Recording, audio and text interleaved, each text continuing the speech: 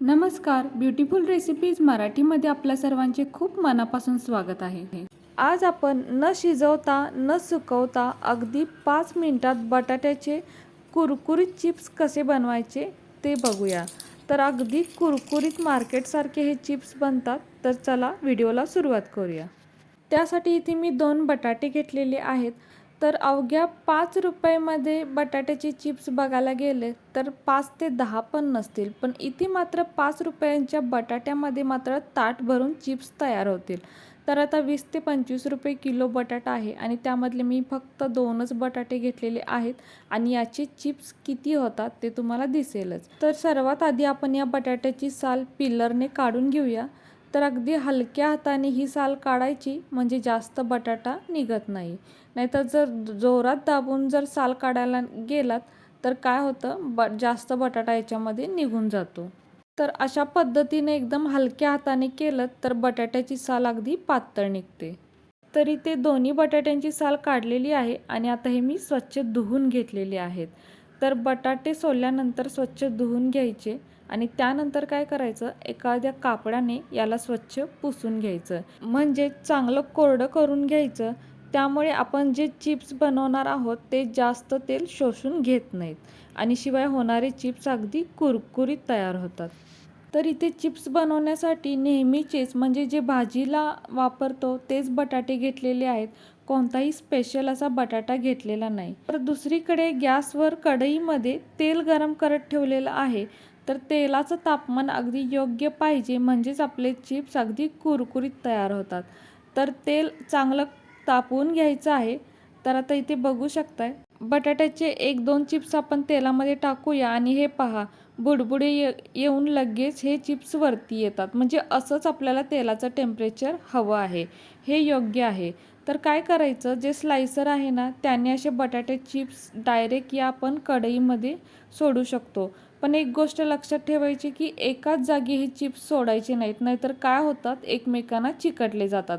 आणि लगेच झारा याला लावायचा नाही, नाहीतर हे चिप्स झाऱ्याला चिटकून बसतात. तर साधारण हे चिप्स जेव्हा तेलावरती तरंगायला लागतात, म्हणजे 15-20 सेकंदानंतर आपण याला झारा लावू शकतो. तर अधूनमधून या चिप्सना झाऱ्याने हलवत राहायचं, म्हणजे चिप्स अगदी सगळीकडून एकसारखे तळले जातात. नाहीतर काय होतं, एकाच साईडला जर जास्त तळले गेले तर ते लाल लाल पडतात. तर चिप्स तळायला खूप वेळ लागत नाही, म्हणजे चिप्स अगदी कमी वेळेतच भाजले जातात. अगदी 2 ते 3 मिनिटातच हे चिप्स तळून तयार होतात. तर चिप्स तयार झाले हे ओळखायचं कसं, तर काय होतं, या तेलावरचे बुडबुडे कमी होतात. हे पहा, पूर्ण बुडबुडे गेलेले आहेत आणि चिप्सचा आकार थोडासा वेगळा झालेला आहे. तर हे चिप्स आता आपले इथे तयार आहेत आणि बघू शकताय अगदी छान चिप्स इथे तयार झालेले आहेत. अगदी मार्केटसारखे हे चिप्स दिसत आहेत. तर आता यांना बाजूला काढून घेऊयात. जर आपल्याला तेलात असं डायरेक्ट टाकायला जमत नसेल तर काय करायचं, एक प्लेट घ्यायची आणि त्यावरती हे चिप्स असे आपल्याला स्लायसरने काढून घ्यायचे आहेत.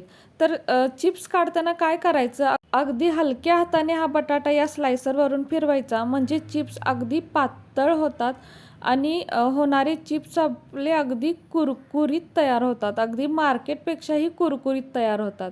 तर हे पहा, इथे एकदम पातळ अशी चिप्स आहेत, म्हणजे थोडेसे ट्रान्सपरंट दिसतात. तर अशी चिप्स तळल्यानंतर एकदम कुरकुरीत तयार होतात. जर हे जाड असतील तर तेवढे ते कुरकुरीत तयार होत नाहीत. त्यामुळे शक्यतो पातळ चिप्सच आपल्याला काढायचे आहेत व एकदमच सगळे चिप्स नाही पाडायचे. जेवढे तळायचे आहेत तेवढे चिप्स पाडायचे आहेत.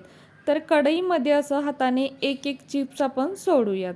तर खूप सारे सोडायचे नाहीत किंवा एकदमच चिप्स सगळे टाकायचे नाहीत, अशामुळे सुद्धा चिप्स एकमेकांना चिटकून बसतात.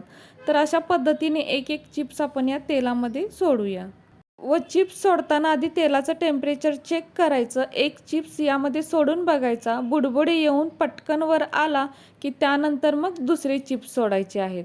जर तेलाचं टेम्परेचर व्यवस्थित असेल तरच आपले चिप्स एकदम कुरकुरीत बनतात, शिवाय ते जास्त तेलही शोषून घेत नाहीत. जर तेलाचं टेम्परेचर नीट नसेल, म्हणजे तेल कमी तापलेलं असेल, तर काय होतं, चिप्स आपले तेल शोषून घेतात आणि चिप्स यामुळे अगदी मऊ पडतात. त्यामुळे तेलाचं टेम्परेचर नीट असणं यामध्ये सर्वात महत्त्वाचं आहे.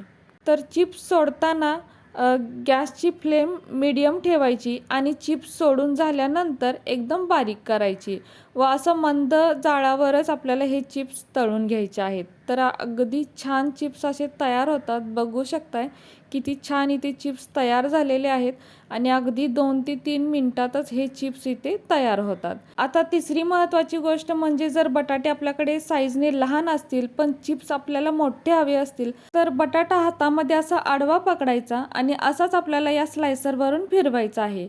तर बघू शकताय याचे चिप्स किती अगदी छान मोठे मोठे पडलेले आहेत.